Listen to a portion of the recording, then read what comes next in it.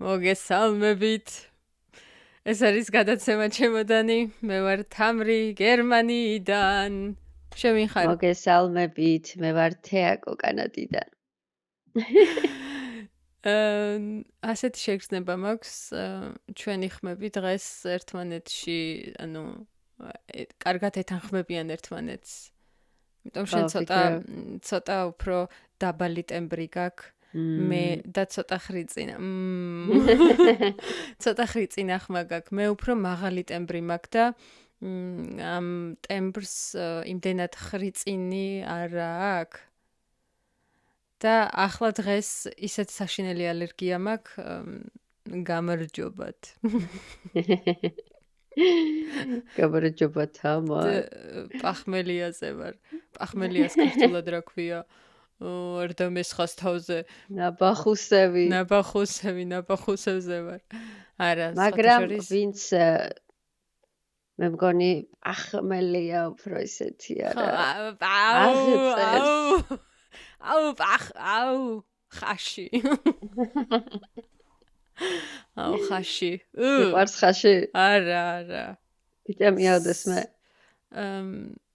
მიჭამია რა. სუნი არ მომწონს და გამისინჯავს კი არც სუნი მომწონს და გემო ხომ საერთოდ ჯობია არც გავიხსენო. ხო, შენ დიდად ხორცის ფავორიტი არ ხარ და.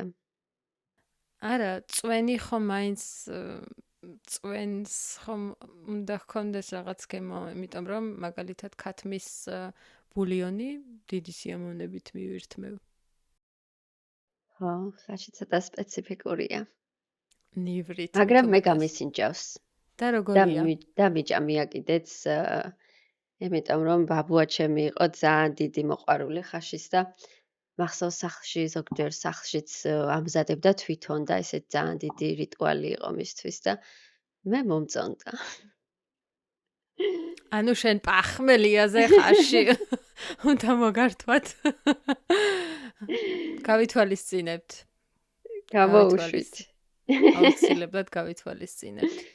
და მახსოვს რომ ხაშის უცებ ვიტყვი მომზადების პროცესი ძალიან ხანგრძლივი პროცესია და მთელი დღე ჭირდება თითქმის. და რაღაცნაირი მომენტი იყო, როცა მომზადდებოდა რომ როგორც იქნა უკვე მზადა. მართლა, ანუ ჩვეულებრივ როგორც სუპს ამზადებ, ისე არ მზადდება? არა, ძალიან დიდი ხანი ჭირდება ხარშვას. რომ ტვინი გამოვიდეს? ვეგეტარიანელები თუ გვისმენენ? არა, მადლობთ. მე არც ტვინი მინდა, არც ძვალი. თეაკო ალკოჰოლი ბოლოს როდის დალიე? პახმელიას შევეხეთ და ბოლოს როდის? ბოლოს დავლიე შობაზე, აქაურ შობ 25 საღამოს და 26-ში. 25 დეკემბერს, ოკეი. 25 დეკემბერს კი. შენ?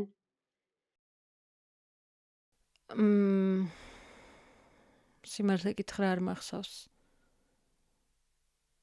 დიდი ხნის წინ. გონი როდის იცი? 2024 წლის ზაფხულში შენთან ერთად ბათუმში კონცერტზე რომ ვიყავი და პატარა ბოთლში მოიცა რა ქვია მაგ დასალევს. იაგერმაისტერი იყო მგონი. ხო, იეგამაისტერი რომ ეს გერმანულია და რატომ დამავიწყდა. რომ დავლიეთ იმის მერე. სხვათა შორის მაგის ფოტო მგონი სტორიში გვაქვს ატვირთული. ესე რა ვაჭახული. ხო, მგონი შენ გააზიარე კი. და მაგის მერე არ დაგილევია? არა. შეიძლება 1 ყლუპი ღვინო, მაქსიმუმ 2, მაგრამ ანუ როგორც ასეთი დალევა, დალევა. საძმოსთან ერთად. არა, დიდი ხანი აღარ დამილევი, იმიტომ რომ მივიღე გადაწყვეტილება, რომ ალკოჰოლი არ მჭირდება ჩემს ცხოვრებაში. და მით უმეტეს იმ პერიოდში რაღაც ექსპერიმენტული ვიყავი უფრო.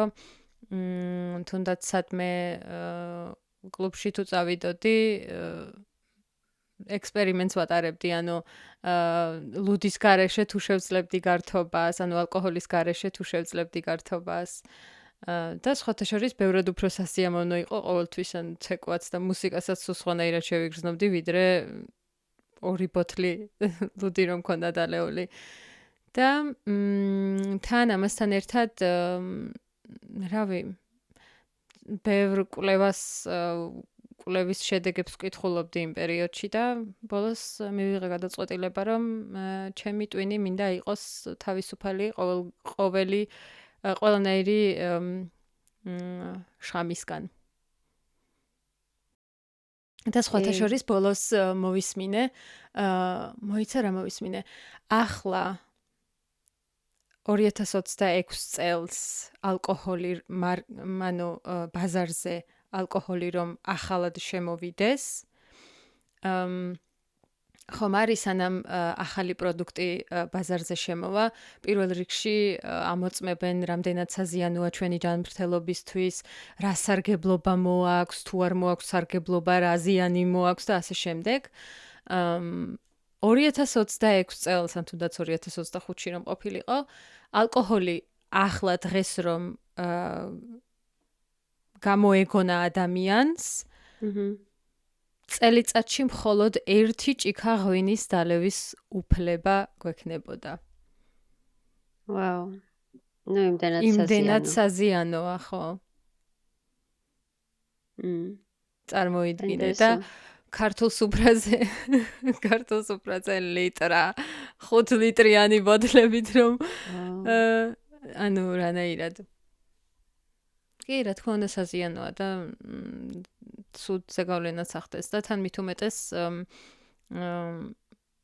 არ ვიცი ქართულად არ შემიძლია ამ ტერმინოლოგიის გადათარგმნა, ამიგდალა ჩვენი ტვინის ცენტრში სადღაც აქ ოღონდ შიგნით. და იმაზე ამ ნაწილზე ზეგავლენას ახდენს. ნეგატიურ ზეგავლენას ახდენს, იმდენად ნეგატიურს, რომ კონცენტრაციაც ბევრად უფრო ნაკლებია, კრეატივსაც ხელს უშლის, ანუ წარმოსახვის უნარიც ქვეითდება და ასე შემდეგ, ანუ სხვა ნაწილებსაც რომ ზეგავლენას ახდენს, ეგ კიდე რა თქმა უნდა, ანუ შესამჩნევია. სხვათა შორის ახლა გავაცნობიერე, წინადადებაში ძალიან ხშირად ვამბობ სიტყვა ანუს. ანუ. ეხმარება. ხო, რაღაცა ვაკავშირებ და უნდა გადავეჩვიო. მაყურებელო, მსმენელო. დაითვალეთ, რამდენჯერ ვიტყვი ანუს და ჯარიმა დამიწესეთ. მზად ვარ ამისათვის, რომ ყოველ ეპიზოდში, კიდე სეზონის თქმა მინდოდა, ყოველ ეპიზოდში გავაუმჯობესო და აღარ გამოვიყენო სიტყვა ანუ. აღარ დავაკავშირო ეს წინადადებები ანუთი. რაღაცნაირი ჩვევა ძალიან გაუცნობიერებლად ხდება და თითქოს გეხმარება, რომ მეტი ენერგია ჩადოს საუბარში თუ რაღაცნაირი დამხმარე ფუნქცია აქვს. ხო, მეხმარება. ანუ გამარჯობა. თეაკო, შენთან რომელია საათი? ჩემთან არის დღის პირველის ნახევარი. ჩემთან არის საღამოს 7-ის ნახევარი.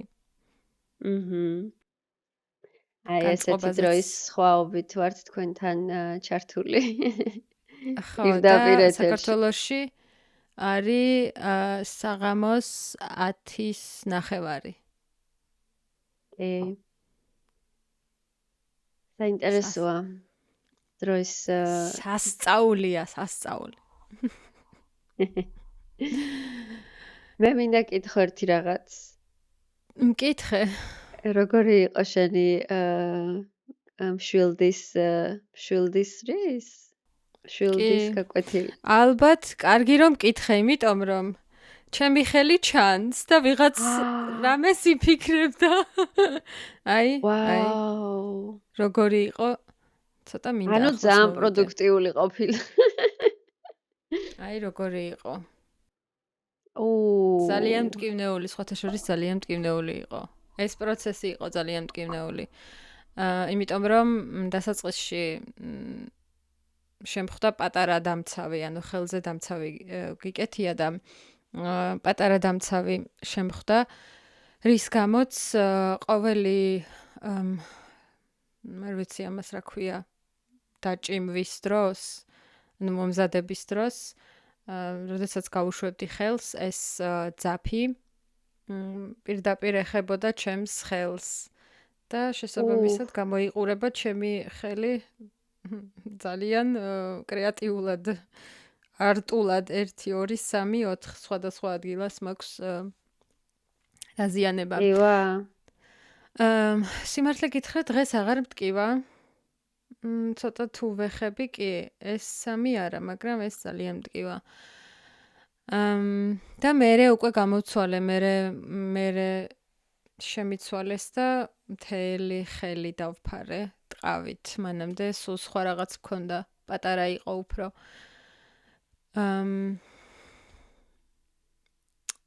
ძალიან საინტერესო იყო. და დავადგინე რამდენად რეალურად გარედან საკმაოდ მარტივი ჩანს, იმიტომ რომ რაღაცა ხედა ვიღაცას უჭირავს ხელში და ისვრის საკმაოდ მარტივი ჩანს. თითქოს იფიქრებ რა პრობლემაა.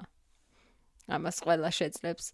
არა და რეალურად მართლა რთული ბევრ დიდ კონცენტრაციას მოითხოვს, იმიტომ რომ ბოლომდე ხარ კონცენტრირებული, არა მარტო სამიზნე წერტილზე, არამედ საკუთარ სხეულზე. იმიტომ რომ თუ კი საკუთარი სხეული კარგად საკუთარ სხეულს ვერ ფლობ, თუნდაც სუნთქვაზეც თურმე რამდენი ყოფილა დამოკიდებული. ესეც დღეს დავადგინე, მოკლედ 2 დღე ვიყავი, შაბათი და კვირა დღეს. კვირას ჩავწერეთ. კვირაობით ვწერთ ჩვენს. და მოკლედ დღეს უკვე სულ სხვანაირად მივუდექით ყველამ და დღეს დავადგინე ისიც, რომ სუნთქვაზეც ძალიან ბევრია დამოკიდებული. თუ კი ამოსუნთქული მქონდა ჰაერი და ისე გავუშვი ის არის, სულ სხვა შედეგს ვიღებდი, ვიდრე ანუ ცოტა დაძაბული თუ უშვებდი ის არის, იმიტომ რომ შესაბამისად სხეულიც ბევრად უფრო დაძაბულია და იმდენად მარტივად ვერ ჭიმავ ამ ის არის და ვერც უშვებ ხელს. და რავი, ბევრი ახალი რამ ვისწავლე, თუნდაც ის, რომ არსებობს დომინანტური თვალი. მიუხედავად იმისა, რომ მე მარჯვენა ვარ, აღმოვაჩინე, რომ მარცხენა თვალია დომინანტური. მარცხენა თვალი მაქვს დომინანტური. და საერთო ჯამში არ ვიცი, ვფიქრობ, გავაგრძელო თუ არა, ანუ ახალი ჰობი შევიძინო თუ არა. მაგრამ ჯერ დრო მაქვს მაინც და შემიძლიანების მიერ დროს დავუკავშირდე და რაღაც თვეში არის გადასახადი თანხა. მე თვითონ უნდა მივიტანო, ანუ უკვე მე თვითონ უნდა შევიძინო იმ შემთხვევაში თუ გაგრძელება მინდა, მე თვითონ უნდა შევიძინო მშვილდიც, ისრებიც, ყველაფერი და ნელა ვივარჯიშებ და შესაძლოა ოლიმპიადაზეც გასვლა, არ მინდა, მაგრამ თუ კი ოდესმე სხვა ცხოვრებაში მეომრად დავიბადები, მზად მინდა ვიყო. მეომარი ქალი. დიახ, მეომარი ქალი. ახლა მინდა ცხენზე ჯირითიც ვისწავლო და ცხენზე ჯირითი მშვილდის არის მზად ვარ. კი, სხვათა შორის კმაყოფილი ვარ. მოკლედ ძალიან კმაყოფილი ვარ და კონცენტრაცია და თან რაღაც მედიტაციის ელემენტებსაც შევიგრძნობდი, იცი რატომ?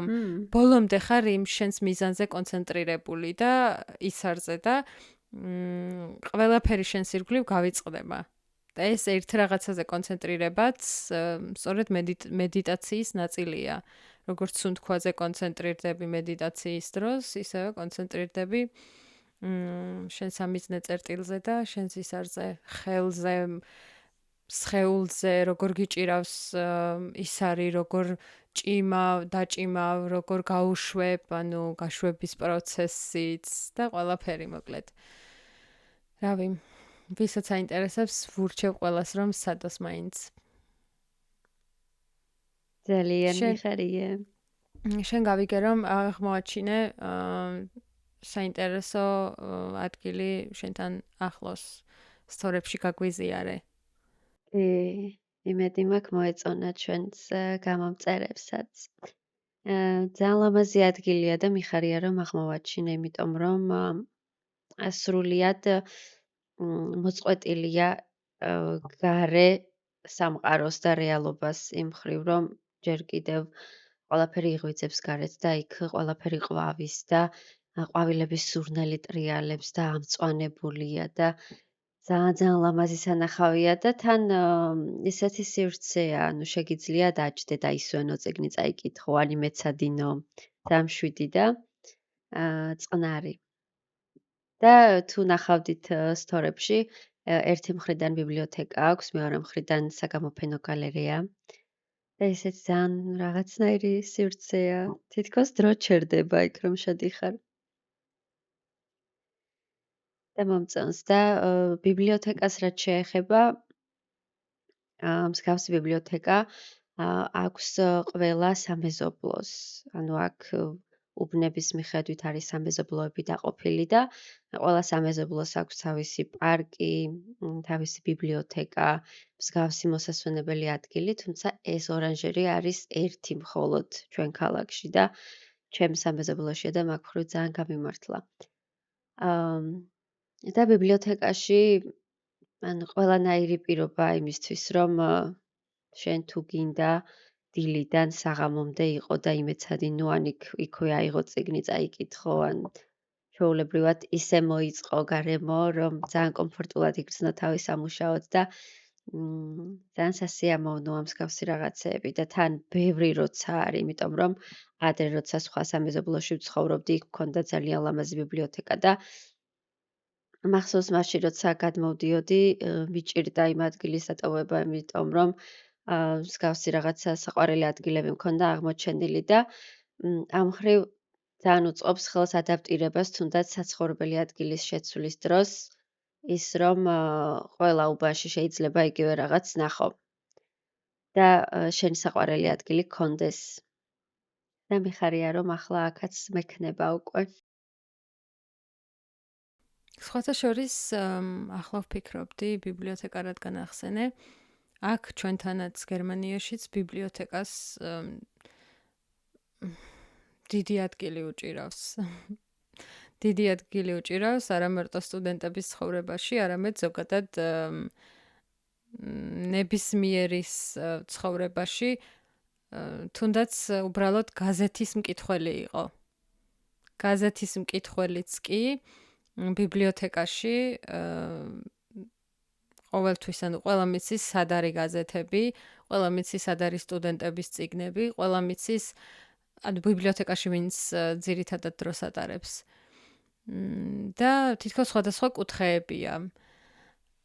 და საკუთარ თავს ანუ კითხვა დამებადა ბათუმში სწავლის პერიოდში არ მახსოვს ერთხელ მგონი ერთადერთხელ ვიყავი უნივერსიტეტის ბიბლიოთეკაში, მაგრამ სამეცადინო ატმოსფერო არ მახსოვს იყო თუ არა. და სხვა ქალაქებთან მგონი შენ უფრო გქონდა შეხება, თუნდაც თბილისში რამდენად არის ბიბლიოთეკის კულტურა განვითარებული, რამდენად დიდი მნიშვნელობა ენიჭება, ხომ არ გაქვს ინფორმაცია, მაინტერესებს. ესე ვერ ვიტყვი, მაგრამ ესე კონკრეტულად ახლა რო გითხრა, რომ საქართველოში ყველა ბიბლიოთეკაში ვარ ნამყოფი და შემიძლია ესე ძალიან სწორი შედარება გავაკეთო, ვერა, მაგრამ რამდენ ბიბლიოთეკაშიც ვარ ნამყოფი ჩვენთან, თუნდაც ბათუმში, ალბათ რთულია, რომ ყველა ასაკის ადამიანისთვის იყოს ხელმისაწვდომი ანუ ხელმისაწვდომობის ფაქტორი არის ძალიან მაღალი, თუნდაც გერმანიაში ბიბლიოთეკებში და აქ მით უმეტეს და ანუ რას ა, გულისხმობ ხელმისაწვდომში? ხელმისაწვდომობაში ვგულისხმობ არა ფინანსურ ხელმისაწვდომობას, არამედ რესურსებთან ხელმისაწვდომობას. იმიტომ რომ ბათუმის ბიბლიოთეკაში, ანუ მე არ მინდა კრიტიკა, ეს არ არის კრიტიკა, უბრალოდ ეს არის რაღაც აქაური პრაქტიკის გაზიარება, რომ მარტივად შეიძლება ალბათ, რომ იგივე რაღაც დაინერგოს ჩვენთანაც და მე როგორც ვიცი, ბათუმის ბიბლიოთეკის რემონტი მიმდინარეობდა რამდენიმე წელი და ახლა როგორ არის, არ ვიცი, მაგრამ ანუ აქ როგორც არის განლაგება ბიბლიოთეკაში, ადამიანს აქვს პირდაპირი წვდომა წიგნთან და საქართველოში მე რამდენი ბიბლიოთეკაც მინახავს, წიგნები არის რაღაც ბარიერის მიღმა. ანუ წინ გვხვდება ადამიანი, რომელიც ბიბლიოთეკაში არის მთავარი პირი და ბიბლიოთეკარი და ძალიან ვაფასებ მათ შრომას, იმიტომ რომ ძალიან სპეციფიკური პროფესიაა და ბევრი ძალისხმევაც სჭირდება და მოთმინება და ასე შემდეგ, მაგრამ წიგნებთან წვდომა ჩვეულებრივ მკითხველს არ აქვს. ანუ მე თუ არ მივედი და კონკრეტულად არ ვიცი, რომ აი ეს წიგნი მინდა ავიღო, ან იქვე წავიკითხო, სახლში წავიღო, ამ შემთხვევაში მე წიგნთან შეხება არ მექნება. და აქ როგორც არის ბიბლიოთეკა განლაგებული, ჯერ შენ მიდიხარ წიგნთან და მერე მიდიხარ იმ ადამიანთან, ვისაც შეგიძლია გაესაუბრო და ან თუნდაც ეს წიგნი ერთი კვირით სახლში წაიღო, ან იქვე წაიკითხო, ან ასე შემდეგ. და ამას გულისხმობ ხელმისაწვდომობაში. კი. სხვათა შორის ახლა გამახსენდა ჩვენს უბანში ბიბლიოთეკა იყო ადრე, მერე გადავიდა ახალი შენობა ააშენეს. ჯავახიშვილზე იყო ბიბლიოთეკა, თავდაპირველად კი. იყო 5 სართულიანის უკანა მხარეს, პირველ სართულზე ალბათ 2 ან 3 სადარბაზო იყო ბიბლიოთეკის. და სხვათა შორის მახსოვს, იქაც ზუსტად ასე იყო. ახალი წიგნები თუ გამოვიდოდა რომელიმე ახალი წიგნი იმ პერიოდში ჰარი პოტერი გამოვიდა და მახსოვს რიგში ვიდექი და ჰარი პოტერი გარეთ, ანუ ამ ბარიერის გარეთ იყო როგორც რეკლამა, რომ არსებობს რაღაც ახალი წიგნი, ერთი თარო იყო და ამ თაროზე იყო ალბათ მაქსიმუმ 10 წიგნი. და ამ ლოდინის პროცესში აღმოვაჩინე ჰარი პოტერი. რის გამოც ის წიგნი, რისი წაღებაც მინდოდა არ იყო და წავიღე ჰარი პოტერი. და მახსოვს მაშინ ზუსტად ასე იყო, ვიღაც ქალთან მივდიოდი, რომელიც მაგიდასთან რაღაც დიდი მაგიდა იყო.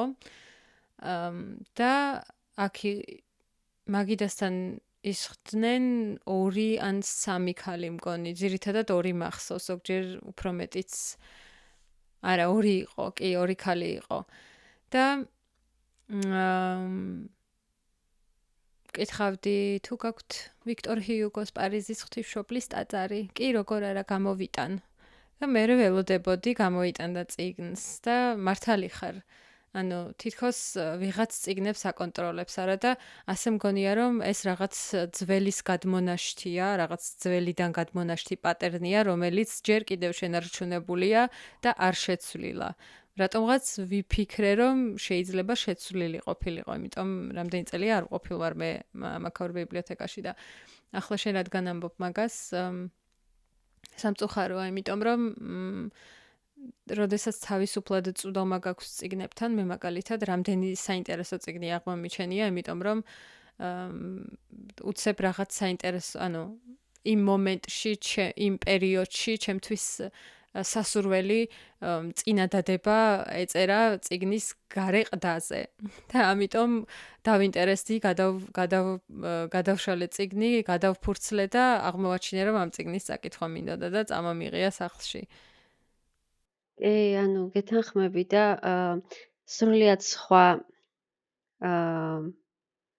სრულიად სხვა მიდგომა და განწყობა აქ ბიბლიოთეკის მიმართ, იმიტომ რომ შენ ხარ პროცესში, ანუ ძალიან ბევრი ბიბლიოთეკა ვნახე აქ ყოფნის პერიოდში, იმიტომ რომ სახელმწიფო ბიბლიოთეკები ერთი სისტემით არის დაკავშირებული. და შენ რომელ უბანშიც არ უნდა მიხვიდე ბიბლიოთეკაში, გაქვს ერთი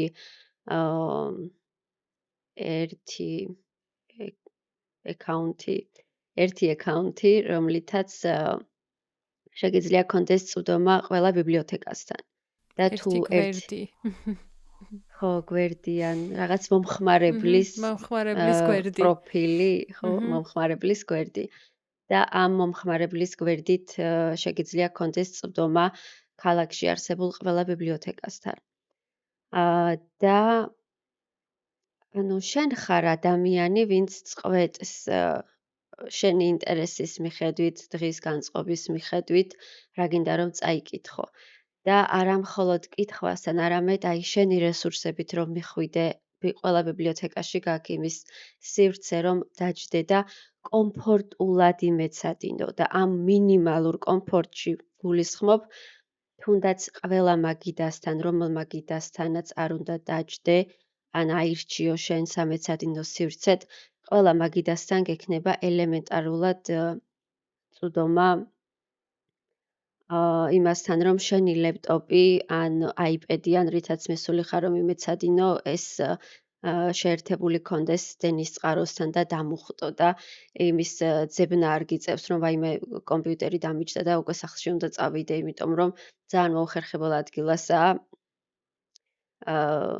რა ქვია ამას, სადენი და ვერ დავმოხტავ ჩემ კომპიუტერს და ხო და ანუ ესეც არის ძალიან მინიმალური რაღაც, ანუ შეიძლება აქ მცხოვრებ ადამიანს ამაზე კიდევაც გაეცინოს, მაგრამ ძალიან ბევრს ნიშნავს ეს. იმიტომ რომ ყველა კუთხე არის ესე მოწყობილი, ყველა ასაკისთვის, შენ როგორც ახსენე და განსაკუთრებით ბავშვებისთვის. და ბავშვებისთვის არის ცალკე გარემო, ცალკე სივრცე დათმობილი, არა მხოლოდ საკითხავად, არამედ გასართობადაც და მშობლები ხშირად იმ სივრცეში ტოვებენ ბავშვებს, თვითონ გადადიან დასრულების სივრცეში, იქ კითხულობენ და ბავშვები იქ ერთობიან და კომპიუტერებთან წვდომა, ანუ ბევრ რაღაცასთან გაქვს წვდომა და ბიბლიოთეკა არ არის რაღაც მიუწვდომელი ადგილი, რომელიც მხოლოდ წინასწარ განსაზღვრულ რესურსებთან ასოცირდება და იმ რესურსთან, რომელიც მხოლოდ იქ არის. არამედ შენ ხარ ამის მონაწილე და ბევრი ისეთ ბიბლიოთეკაში ყოფილვარ, რომელიც ძალიან მნიშვნელოვან საარქივო მასალას ინახავს და ეს საარქივო მასალაც არის აბსოლუტურად ხელმისაწვდომი ყველასთვის, ვინც შედის სივრცეში და ჩემთვის ესეც შოკი იყო. კი, სხვათა შორის ჩვენთან, ანუ აქაურ ბიბლიოთეკაშიც ისეთი წიგნებია. თეაკო მე-14 და მე-15 საუკუნის უძველესი, ანუ წიგნს რომ გადაშლი, ისეთი შეგრძნება გაქვს, თითქოს მოგზაურობ, დროში მოგზაურობ. ფურცლები არის ჩვენ ახლა ძალიან თხელი ფურცლები რომ გვაქვს, ასეთი თხელი ფურცლები კი არა, საკმაოდ სქელი, ალბათ 4 ან 5 ფურცელი ერთად რომ იყოს შეკრული, იმდენად სქელი ფურცე, იმდენად სქელია ფურცელი. და ასეთი ძველი წიგნები აქვთ, მაგრამ ნებისმიერ წიგნთან გაქვს წვდომა უბრალოდ. მაინც არის ასეთ ძველ წიგნებთან გაფრთხილება წერია, რომ უნდა მოუფრთხილდე ამ წიგნს, რომ საგანძურია ეს წიგნი და რომ დიდი მნიშვნელობა აქვს ამ წიგნს და გამოიყენე დაუშვათ შენი ნაშრომისთვის თუ რისთვისაც გჭირდება, მაგრამ დააბრუნე ეს წიგნი და ასეთ წიგნებს ვერ წაიღებ სახლში, იქ შეგიძლია იმუშაო. და ბევრი დრო რა ვიცი, მით უმეტეს ჩემი სწავლის პერიოდში სამსახურის შემდეგ საღამოს 12 საათამდე ბიბლიოთეკაში ვიჯექი და ვწერდი ნაშრომებს და ალბათ ბიბლიოთეკა რომ არ ყოფილიყო, ბევრად უფრო გამიჭირდებოდა კონცენტრაცია, იმიტომ რომ სივრცეც გიქმნის, სხვებთან ერთად ზიხარ და მუშაობ. და სამწუხაროა იცი საქართველოში რომ არ არის რატომღაც ანალიზის პროცეს ანალიზის რეჟიმში გადავედი, იმას ვფიქრობ, ასეთი წვდომა, ანუ პირდაპირ წვდომა რომ არ გაქვს ყველა ანუს თქმაზე უკვე ვიაზრებ, რომ ანუ არ უნდა ვთქვა. პირდაპირ წვდომა რომ არ გაქვს წიგნთან და ვიღაც ამ წიგნებს იცავს და უფრთხილდება თითქოს, ანუ უნდა მივიდე და ვთხოვო, იცით რა, ეს წიგნი მჭირდება. გაქვს თუ არა, წავა გამოიტანს, შემდეგ მეორე წიგნიც აღმოვაჩინე რომ მჭირდება თურმე, ან შეიძლება მთელი სია მისცე. არადა მთელი სიამოვნება სწორედ ამ პროცესშია, როდესაც შენ თვითონ ეძებ წიგნებს და არა ვიღაც იღებს შენთვის პასუხისმგებლობას და სხვათა შორის აქ ბიბლიოთეკაში, არ ვიცი, ძალიან ბევრი ბიბლიოთეკარი მუშაობს დღის განმავლობაში, სხვადასხვა დღის სხვადასხვა ნაწილში, სხვადასხვა ბიბლიოთეკარს ხვდები. არიან ბიბლიოთეკარები, რომლებიც შესასვლელში ზიან და სტუდენტები, რომლებიც თუ კი წიგნი აიღე, წაიკითხე და იგივე ადგილას არ დააბრუნე, არის ცალკე თარო, რომელზეც შეგიძლია წაკითხული წიგნი უბრალოდ მოათავსო და ეს დამხმარე სტუდენტები დააბრუნებენ ამ წიგნებს თავიანთ ადგილას. ანუ ამით იმას გულისხმობ, რომ ამ მხრივ არ პერსონალი მაინც დასაქმებულია, ამას საფრთხე არ ემუქრება. მართალია. და რატომ არის ასე? უნდა შევცვალოთ ეს სისტემა. მიმართავთ ბათუმის მერიას. მიმართავთ საქართველოში არსებული ბიბლიოთეკების უფროსებს და სხვათა შორის ალბათ მერია უფრო პასუხისმგებელი ასეთ რაღაცეებზე, სისტემების შეცვლაზე. არა, უნდა შეიცვალოს. თეაკო სივრცე შენია მიმართე კონკრეტულად ბათუმის მერიას. ხო, არ ვიცი, შეიძლება მაინც ვიტოვებ იმის იმედს და განცდას, რომ ეხა თითქოს გონებაში და იქაურ ბიბლიოთეკებში დავდიოდი, რომ რაღაცნაირად გავიხსენო, რომ რამეს მაინც არასწორად ხომ არ ვამბობ. და თუ არასწორად ვამბობ და არასწორად მახსოვს, გთხოვთ რომ შემისწორეთ და შეგიძლიათ დაგვიწეროთ კომენტარებში. ხო, ამ ხრივადაც ჩვენც გვექნება უფრო დაზუსტებული ინფორმაცია. ხო, მე არ მახსოვს რომ იგივე მიდგომა ყოფილი იყოს ჩვენს ბიბლიოთეკებში, ან თუნდაც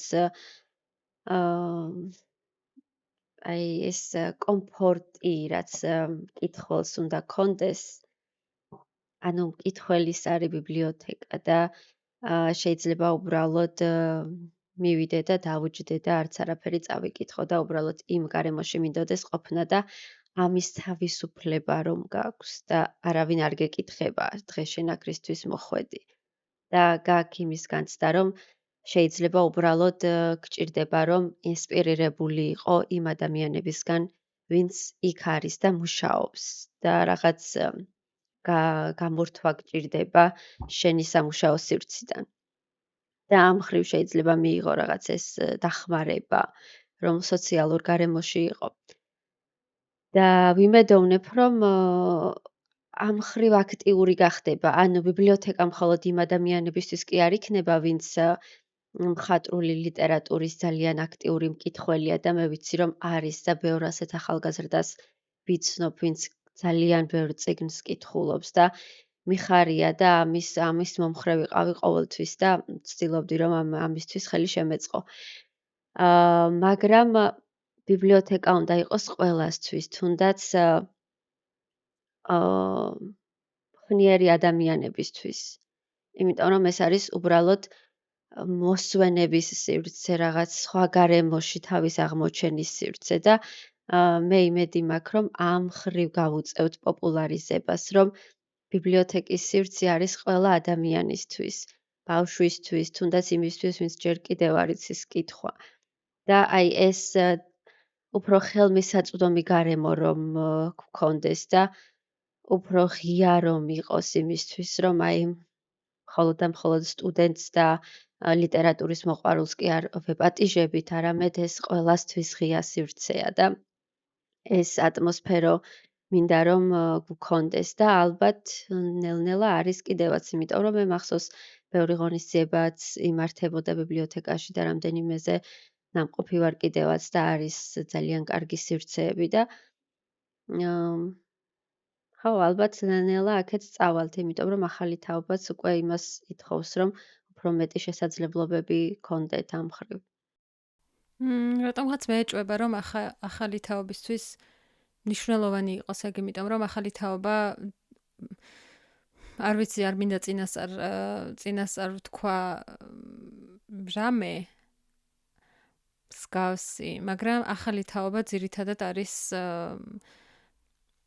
ტელეფონზე, კომპიუტერზე, უფრო ეკრანზე შეჩვეული და კონცენტრაციის ხანგრძლივობაც არის საკმაოდ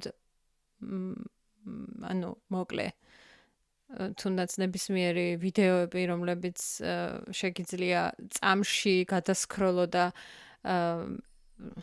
5 წამი გაჩერდები, უკვე იცი, 5 წამიც არ არის საჭირო.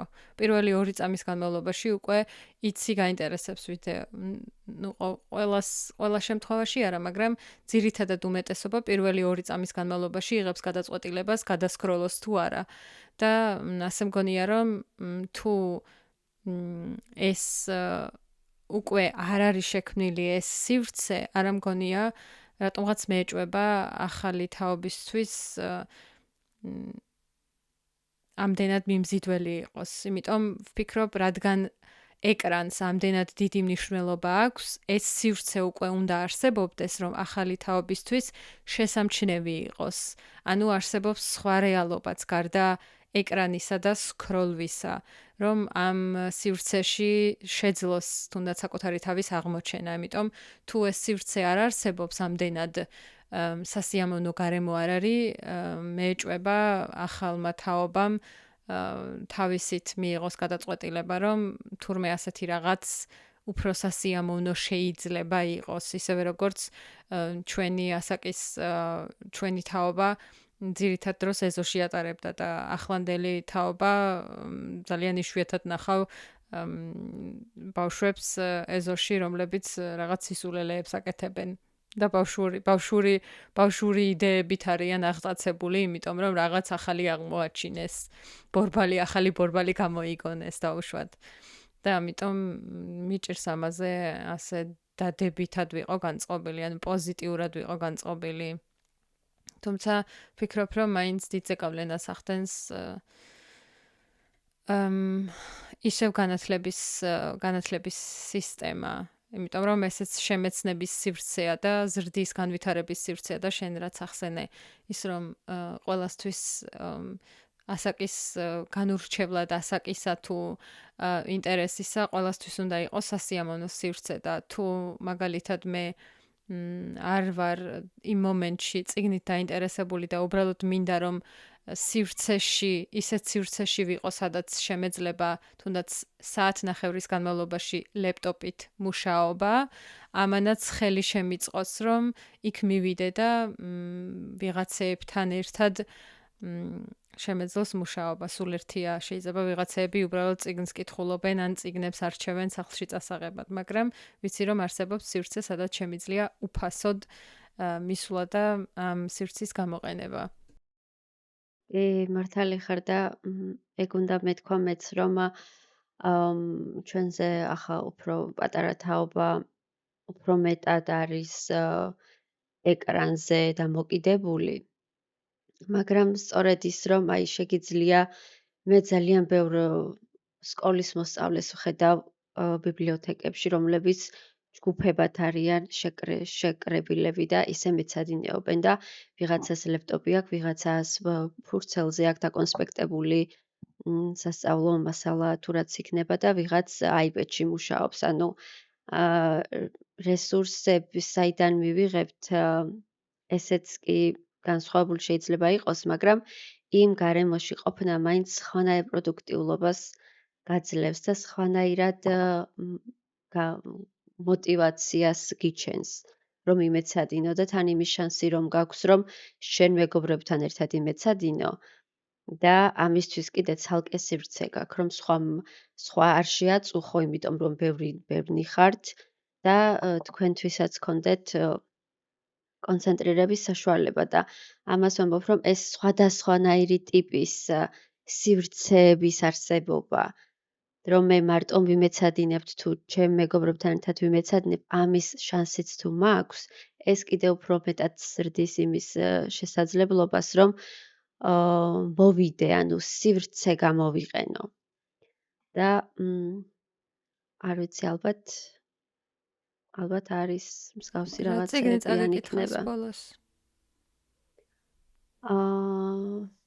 მე ამ ბოლო დროს იმდენი თეორია მაქვს წანაკითხი.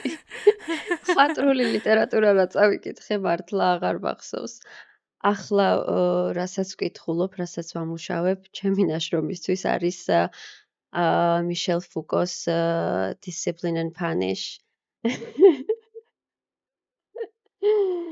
და მთლიანად ვარ ამ ყველაფერში ჩართული და ძალიან ბევრ თეორიას ვკითხულობ ამ ბოლო დროს და მხატვრული მართლა რა წავიკითხე, აი არ ვიცი, ალბათ ზაფხულში შეიძლება რამე მხატვრულში რა წავიკითხე. იგულისხმება? მხატვრულში იგულისხმება რომანი, მხატვრულში მგონი არ იგულისხმება წიგნი, რომელიც არის მაგალითად როგორ მოვიპოვოთ მილიონი ერთ წელიწადში. ეს არ არის მხატვრული წიგნი. ხო, მხატვრულ ლიტერატურაში უფრო ხო, ანუ ეს უფრო ალბათ გააჩნია თუ სამეცნიერო ნაშრომია, მაშინ არ არის მხატვრული. სამეცნიერო ან თუ თეორია. სამეცნიერო არის წიგნი, რომელიც ჩემი 4 წიგნი მიდევს, სამეცნიეროა ეს 4-ვე. ანუ ახლა კიდევ ერთხელ ბოლოს დამიწერეთ მართლა კომენტარი, რამდენჯერ თქვი, ვინც მოისმენს. ახლა ჩემ კურსს, რომელსაც გავდივარ სისტემურ თეორიაზე, ამასთან დაკავშირებით მაქვს 4 წიგნი. 4-ვე სხვადასხვა თემაზე. ოკეი, მაგრამ არის წიგნები, აი ეს წიგნები, რომლებსაც თავისუფალ დროს ვკითხულობ და არ ვკითხულობ რომანს.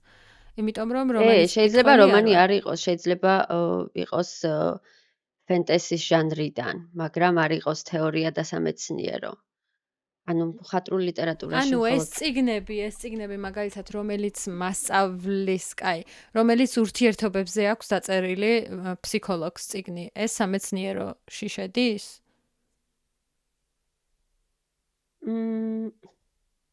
ალბათ.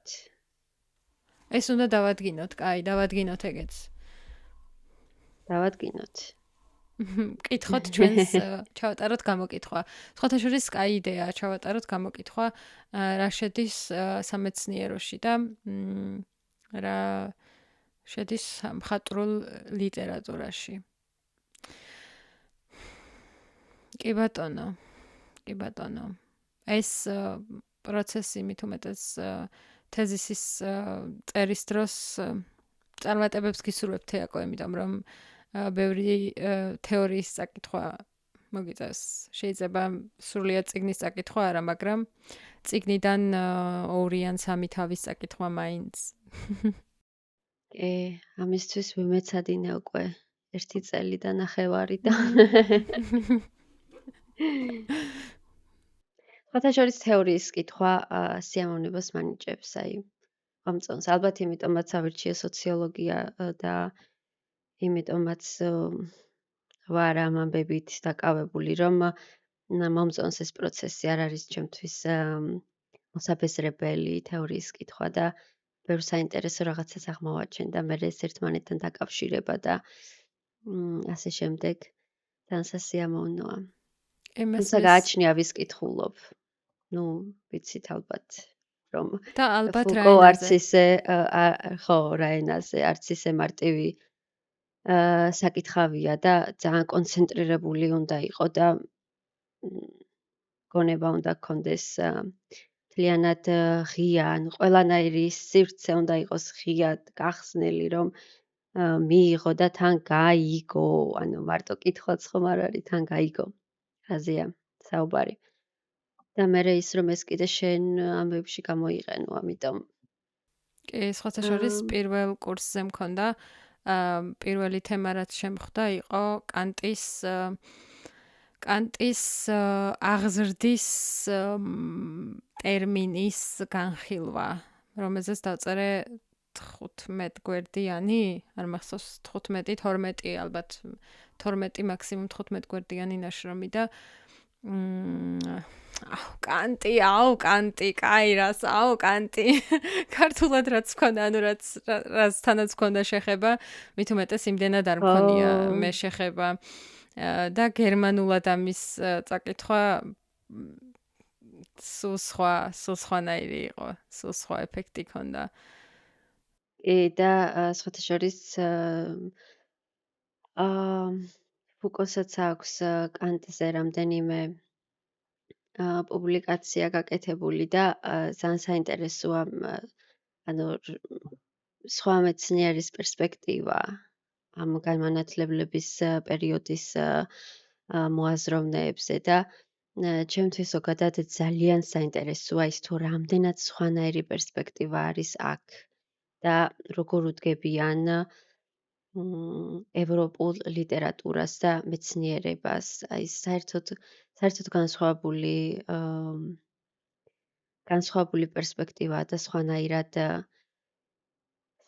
უყურებს აქაური მეცნიერება, ევროპულ მეცნიერებას, სხვანაირად განიხილავს, სხვა ჭილში განიხილავს, იმიტომ რომ აქ სხვა გამოცდილებებია და ასე შემდეგ, ანუ არ ვიცი ახლა ეს რამდენად საინტერესოა ჩვენი მსმენელისთვის უფრო დეტალებში რომ ჩავაღრმავოთ, მაგრამ ალბათ ამაზეც ვისაუბრებთ რაღაც პერიოდში. კი, თუ სხვა თემებს, სხვა მიმართულებას ავიღებთ. და მგონია რომ უკეთესი იქნება თუ დავასრულებთ ჩვენს დღევანდელ სესიას, დღევანდელ შეკრებას. გამიზიარეთ, დაწერეთ კომენტარებში რამდენჯერ თქვი ანუ. რამდენჯერ გამოვიყენე სიტყვა ანუ. ბევრი არ იქნება. ბოლო ორი არა. 5. არა, 5-იც იყო და 20-იც. მინიმუმ 20 ჯერ მაინც ვთქვი, კი. თეაკო, სასიამოვნო იყო შენთან საუბარი. უნდა დაგემშვიდობო. ბიბლიოთეკებზე ვისაუბრეთ, რაღაც ახალი სისტემა შევიმუშაოთ, ჯერ დავადგინოთ, გავარკვიოთ და როგორც კი მივიღებთ ინფორმაციას, ახალი სისტემა შევიმუშაოთ, ჩამოვაყალიბოთ და მივაწოდოთ მერიას, რომ შეცვალოს ეს სისტემა. რას ფიქრობ? გეთანხმები ასევე, მე ვფიქრობ, რომ ჩვენი მსმენელის ჩართულობა იქნება ამ პროცესში ყველაზე მნიშვნელოვანი, რომ შევადგინოთ პეტიცია.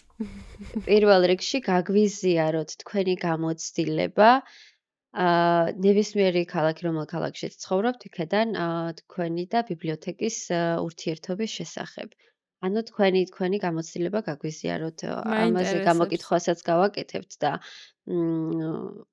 თუ გავაზიარებთ შემდეგ თქვენ გამოცდილებას, რა თქმა უნდა, ანონიმური იქნება, მაგრამ ძალიან მაინტერესებს ახლა რა ატმოსფერო არის და თქვენ როგორ გრძნობთ თავს და რა არის თქვენი ამჟამინდელი გამოცდილება და რას ისურვებდით, რომ იყოს ბიბლიოთეკაში და მერე ჩვენ გაგიზიარებთ კიდევ უფრო ჩაუღრმავდებით ამ თემას, თუ საჭირო იქნება და თუ იქნება ამაზე თქვენი ინტერესი. და ესე უფრო ინტერაქციული გავხადოთ ჩვენი პოდკასტი. მე თანახმავარ. კარგი. კარგად ბრძანდებოდეთ, მადლობა რომ გვისმინეთ და შევხვდებით შემდეგ პარასკევს საღამოს 6 საათზე. არ გამოგრჩეთ და აუცილებლად მოინიშნეთ ეს დრო და დაგვიწერეთ თქვენი მოსაზრებები ჩვენზე კომენტარებში, იმიტომ რომ უკვე ბევრ სხვადასხვა თემას შევეხეთ და ჩვენი აქტიური მსმენელი ვინც არის, ძალიან დაგვაინტერესებს თქვენი დამოკიდებულება. მადლობა. ხვამდის. კარგად.